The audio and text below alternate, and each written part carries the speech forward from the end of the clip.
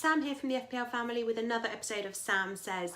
This week we're going to be talking about all things Game Week 15, thinking about these midweek fixtures, how they went for us in terms of those FPL assets, what that means for us in terms of our forward planning into Game Week 16, and especially over this long Christmas period. Alright, so starting with the big game of Tuesday night then, in terms of budgets from FPL at least, Manchester City travelled away to Burnley and beat them 4-1. Really interesting game. No attacking returns again for Sterling or KDB. With Sterling, that's 4 games out of the last 5 now that he has blanked in terms of attacking returns. It's becoming quite difficult, for me anyway, to invest that level of money in a player who isn't being consistent enough. Now, he was, like KDB, unlucky not to get some attacking returns in that game, but really, he is so expensive that we need to be seeing more attacking returns. He's still on that 4th booking, so 1 more, and he's going to get a suspension too. With the Manchester derby coming up, it's not looking great if you're a Sterling owner.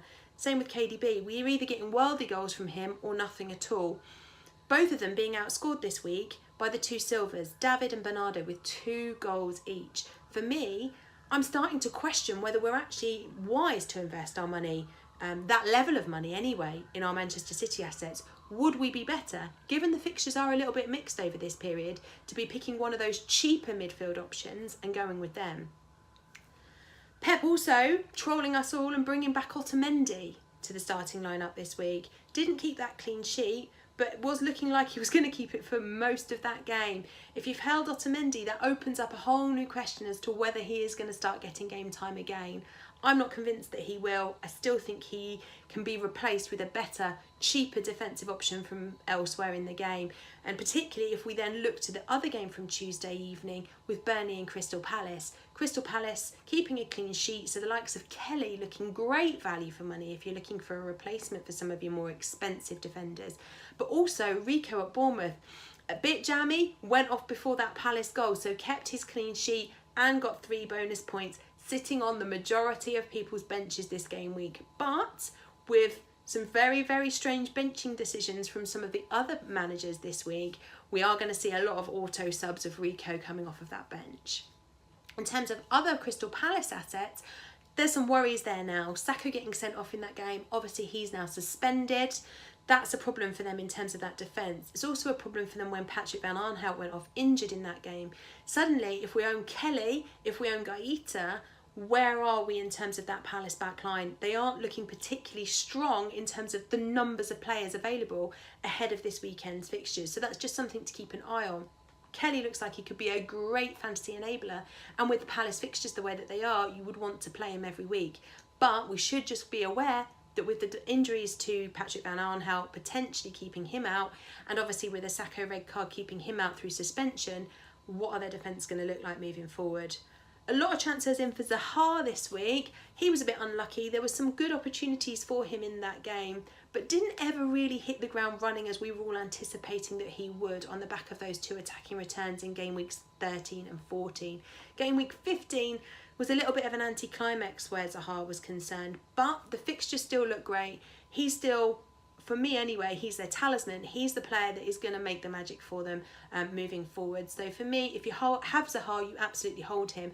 And he is one that would be and should be on your radars for the next few game weeks, because Palace's fixtures are lovely right through Christmas and up to the New Year. Moving into the Wednesday night fixtures then, one of the biggest football nights in the calendar, the Merseyside derby, Liverpool versus Everton, ending up 5-2 to Liverpool.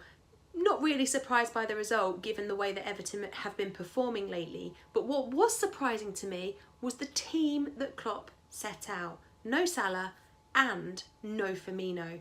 Now for me, no Salah, not so much of a surprise. He has been nursing that ankle injury for a while, and so at some stage it was probably likely that he was going to get a rest, particularly given that we've got matches at the weekend and then some more Champions League action, and Liverpool do need to win that Champions League game. So I can kind of see where Klopp was coming from in that one. But Firmino is really interesting. He is the talisman in that, in terms of moving players around. He is the one that kind of creates the magic. And as a Mane owner, when I saw that team sheet, I was a little bit anxious about Mane playing without his kind of two counterparts to be alongside him. But Mane was fantastic in that game last night. He was everywhere. His movement was fantastic. And it was haul after haul after haul, assists, goals, everything you could have wanted from Mane, he delivered in that game. I think it is becoming clear that the fantasy asset of choice from Liverpool is Mane rather than Firmino, who a lot of us wanted to go to in terms of the cheapness that he offers and in terms of him filling that forward spot rather than the midfield one, but also in terms of the Salah-Mane debate. It's becoming increasingly obvious that it's Mane over Salah at the moment. I think longer term that may change and we may see a shift back to Salah, but this ankle injury it's just not great for him right now. He's not consistently able to finish matches and he's getting rested in what are, quite frankly, really important games for Liverpool. So I think if I was a Salah owner, I will be thinking about moving him on ahead of this busy run of fixtures. I think we'll see some more rest time for Salah in the weeks to come. In terms of Everton, of course, in that game, Richarlison with some attacking returns on the back of signing a new contract for the club this week. So there is some potential there from him, but for me, Everton just not consistent enough. They're not playing well enough. This whole discussion about the manager and whether the manager will still be there at Christmas is just, it's taking over the club in terms of FPL. They just don't feel like they're worth the risk. There's so many decent options out there and so many players that really are performing very well that you could have in place of the likes of Richarlison and Sigurdsson, that I do feel like it's time to say goodbye to them, even though Richarlison returned this week. It's not very often that over 2 million managers captain the same player, and it's definitely not very often that 82% of the top 10k of managers captain the same player. But on the back of his outstanding form and in a fixture against the club that are rock bottom of the league, Jamie Vardy was the obvious captain choice this week, and although he left it a little bit late, he did return for his managers. So some good news there. There were better options this week. Mane, obviously the standout performer, but also Rashford, and we'll talk about him when we talk about Manchester United later. But Vardy did continue his goal scoring run, and it is becoming very difficult to move the armband anywhere else at the moment because he has the perfect blend of everything that you want when you're looking for a fantasy captain. He has great form, he has great fixtures, and so he is performing at the level that you would want him to. In terms of the rest of the Leicester team though, very interesting. They kept a clean sheet, great news if you're a Schmeichel or Soyuncu owner. Not so great if you own Chilwell this week, getting benched. Although for a lot of you benching Chilwell, I have seen your comments saying actually that means you're going to get Rico off your bench. That is jammy at best.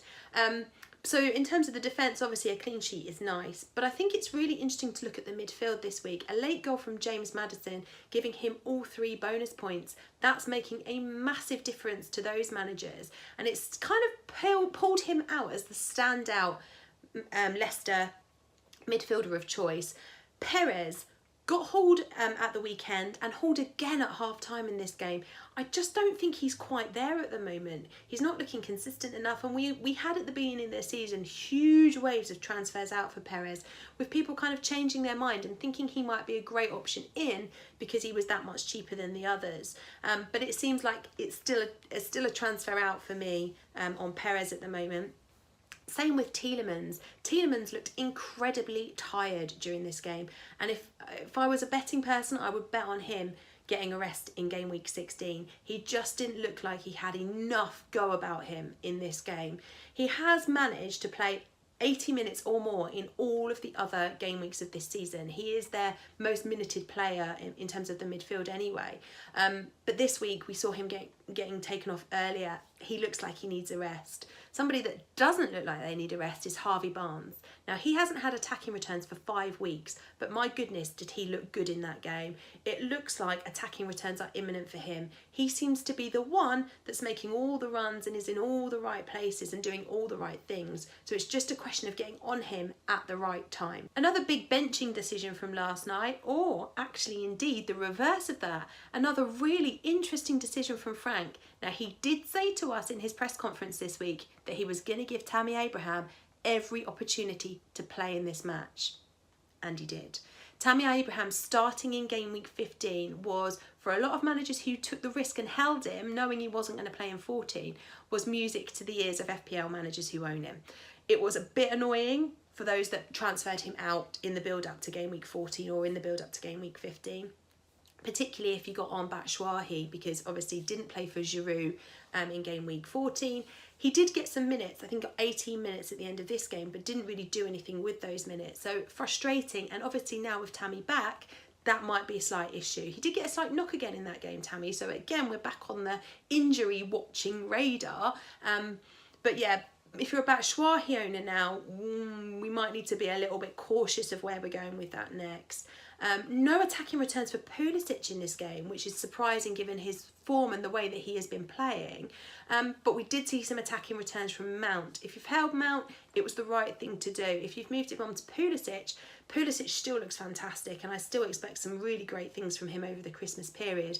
I think it's one of those things, you buy a ticket to the Chelsea midfield and you just stick with them. There's no point in moving around between the two of them, because over the course of the season they will share points. We shouldn't forget that Frank does love Mount. He played him every single week without fail.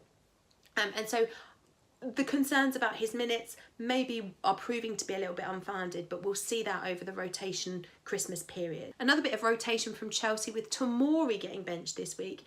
Again, this is something that as FPL managers we need to keep an eye on. Tomori is a great enabler for our FPL defences, but there are some great ones out there now, and we've already talked about Rico and Kelly, for example. And so it's just keeping an eye on whether his minutes are going to be limited or whether this was just a one-off rest this week. All right, final game I'm going to talk about, Manchester United versus Spurs, 2-1 to Man United. The Mourinho derby, and Mourinho lost, mostly due to what was quite frankly an outstanding Rashford performance. He was on top form. When the team sheet came out, no Martial. That was a concern, I think, for a lot of Manchester United fans and a lot of Manchester United owners in terms of FPL, because Martial has been the one that has been ticking along, and when Martial's not in the squad, Manchester United just haven't been the same beasts as when he is. But last night, my goodness, did Rashford step up to the plate. He was brilliant. 13-point haul. It means he is now third in terms of highest scoring strikers in the game over the course of the season so far. He's had 4 scores of 9 points or more in the last 7 game weeks. He is looking really, really good.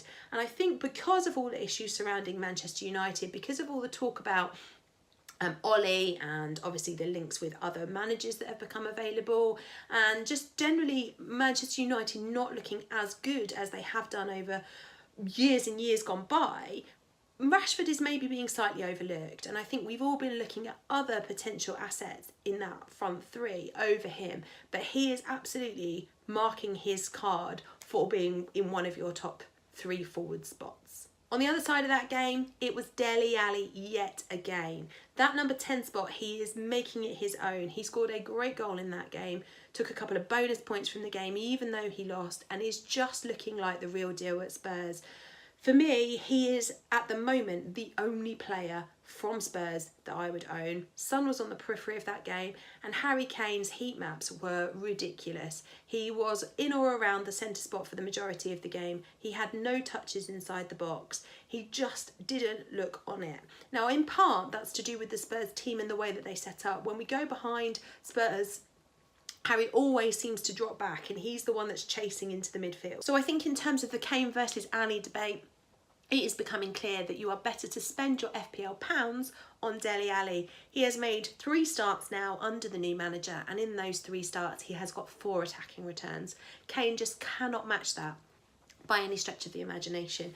Now obviously it's a difficult swap because Kane is a forward and Ali is a midfielder, but if you have got 2 free transfers going into game week 16 and you are a Harry Kane owner, that change looks like a really good idea. I just don't see Kane matching Ali in terms of confidence levels, in terms of commitment, and in terms of his kind of excitement on the ball at the moment. Dele Alli is back to the Dele Alli swagger of old.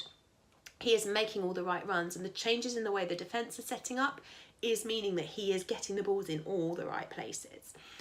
If you are looking at the Spurs defence, yet again, leaking 2 goals. Poor save, or poor miss really by Gazaniga for the first goal. He should have done better in my opinion with that one. But then obviously, you know, the Spurs defence has never been that great. I think we are expecting some change in that with Mourinho. We'll see if that comes, but Aurier with attacking returns again and picking up a bonus point in this game, so he is worth a look, even if Spurs aren't keeping clean sheets. Realistically though, we didn't necessarily expect Spurs to keep a clean sheet against Manchester United in this game, but we might expect them to keep a clean sheet against Burnley at the weekend, so Aurier could be a really nice option, particularly if you've got an injured PVA or you've got another defensive issue that you need to deal with. And we've got 2 more games tonight. So we have Sheffield United and Newcastle, and Arsenal versus Brighton on Thursday evening. Huge week of FPL. Obviously, mighty Lord Lundstrom playing tonight, and there are a few captain's armbands knocking around on Lundstrom this week. It'll be interesting to see how those 2 games pan out. I will be back next week for another episode of Sam Says. Take care, guys. Bye.